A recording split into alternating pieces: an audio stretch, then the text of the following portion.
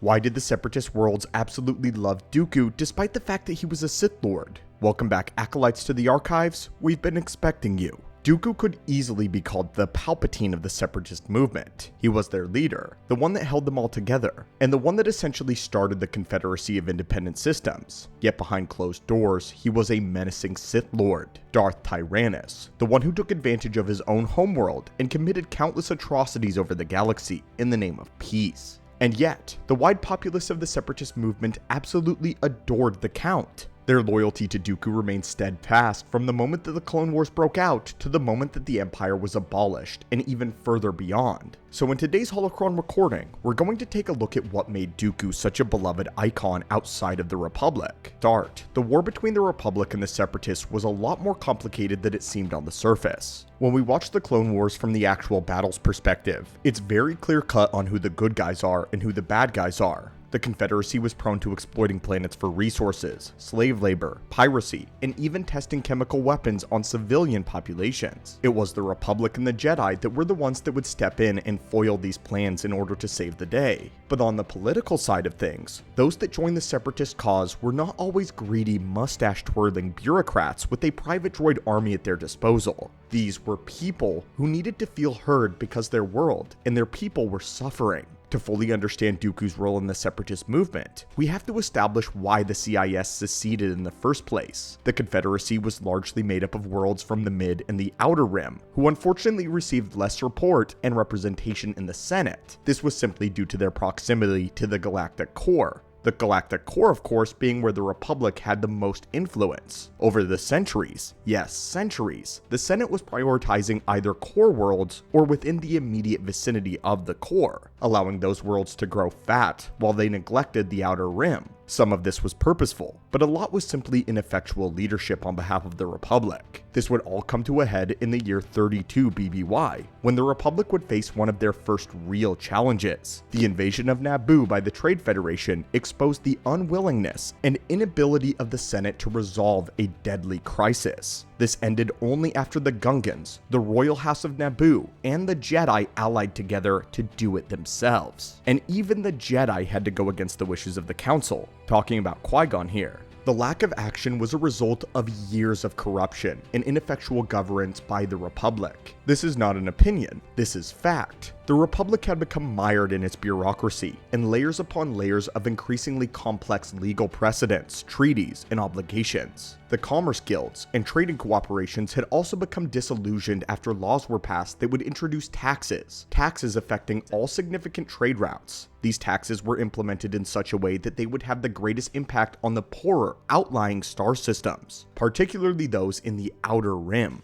These worlds were often forced into accepting one-sided deals with the exploitative corporations that the Republic supported. If this wasn't bad enough though, the outlying systems of the rimward trade routes were plagued by pirates, hijackers, and slavers. Due to the refusal of the Republic to create a military which would serve the police in these sectors, the judicial department of the Republic was completely overwhelmed and simply left these worlds to the whims of pirates. There was no way that they could adequately protect either their worlds along those trade routes or the cargo vessels that was traversing them. This forced the outlying systems to begin creating their own militias in order to deal with these pirates. The government was not helping. The Republic refused to help. The Outer Rim was forced to fight wars with pirates and warlords, causing many of their own people to die in mass, all with absolutely no help from the Republic. All of this was going on while the Senate was unable to properly pass any legislation, and as all meetings kept coming to a standstill, the number of votes needed to pass any type of legislation turned increasingly into a place where senators bartered for favors and votes for personal power, without any regard for their constituencies or the greater good of the Republic. They didn't care about that any longer.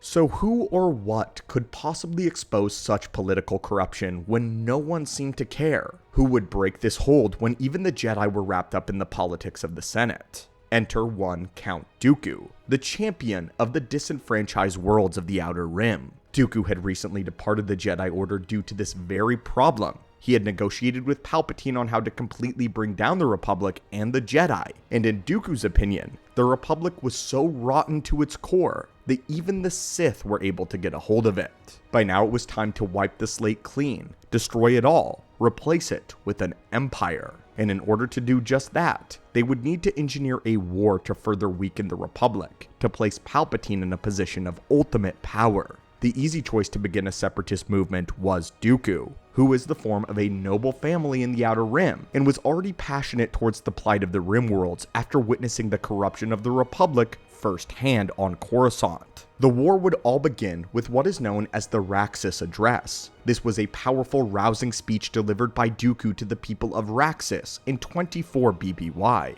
The speech was broadcasted all over the Raxus system and became a famous historical holovid. In the speech, Dooku proclaimed that the Republic had become corrupt, ineffectual, evil. The only way for the Rimworlds to get what they deserved was to secede and to form their own government so that they could look out for one another instead. Dooku would then spend a great deal of time traveling to many worlds around the Rim, personally giving similar speeches to each of them. All of this, of course, being in between training sessions with Sidious. Dooku was captivating, alluring, trusting, and powerful. He inspired hope and indignation in the hearts of people who had to send their sons and daughters to die in militias. Militias that should have never been formed while they lived in relative squalor. As a nobleman, Dooku's well-groomed and well-spoken appearance gave him a sense of gravitas to command attention. But because he was an aristocrat that fronted as a man who cared about the Commonwealth, people believed him. They needed something to believe in. He wasn't like the bureaucrats in the Republic, always greasing each other's palms for more power and wealth. As an ex-Jedi, Dooku came with the appearance of great wisdom and compassion. The populace were fully aware that he used to be a Jedi and did not hide from the public why he left the Order. This added to his visage as a wise and a powerful man who went against the established order for the common good of the galaxy. According to the story, while the Jedi Order had become the lapdogs of the greedy Senate, Dooku bravely rejected them, struck off on his own righteous crusade. Dooku's influence spread, and he became an overnight celebrity.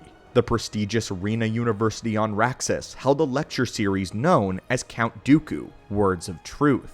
Here, the Count was to speak further on the corruption and the bureaucracy of the Republic. Dooku just didn't make speeches to the Separatists though, but also directly to the Republic, making demands on their behalf and presenting himself as the voice of the people. Not even the Jedi perceived him as being menacing, as Mundi pointed out that Dooku was accused of being the assassin, that he was called a political idealist, not a murderer. The Jedi Order greatly still respected Dooku before the Clone Wars broke out. Many Jedi likely thought he was secretly correct. He was one of Yoda's only apprentices after all. They saw him as brilliant, knowledgeable, caring, and perhaps Dooku had once been all of those things. While it was problematic that he was running a propaganda campaign against the Republic, it was well within his rebellious nature. And this is to say that even the Jedi refused to believe that he was a threat, until the truth was shoved up their nose in the Battle of Geonosis, and Dooku embarrassed them, proved that they were mortal. But as for his alignment, no one in the Confederacy knew that Dooku was a Sith.